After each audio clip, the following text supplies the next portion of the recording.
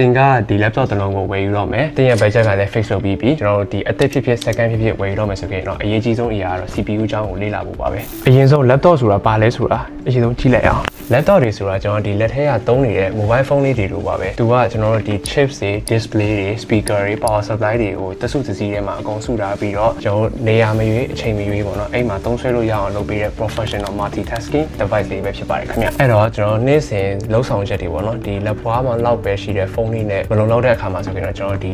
laptop ဆိုတဲ့အရာကြီးကိုကျွန်တော်ရေးချွဲရတော့မှာဖြစ်ပါတယ်ခင်ဗျဒါကြောင့်ကျွန်တော်ကအခုချိန်မှာ budget တစ်ခုကိုသုံးပြီးတော့အသစ်ဖြစ်ဖြစ် second ဖြစ်ဖြစ်ကိုဝယ်ယူတော့မယ်ဆိုရင်2024-2025မှာရေပန်းစားနေတဲ့ကျွန်တော် Intel Core Ultra CPU ကိုကျွန်တော်ရှင်းပြပေးအောင်ဖြစ်ပါတယ် Okay ကျွန်တော်ရိုးရိုးရှင်းရှင်းပဲပြောပြတော့မယ်ဗျာဆိုတော့ကျွန်တော်ဒီ Intel i series ထဲမှာဆိုရင်တော့ i9 က power အမြင့်ဆုံးဒါပေမဲ့သူ့ရဲ့ generation alike ပေါ်မူတည်ပြီးတော့i9 ဆိုပြီးတော့လည်း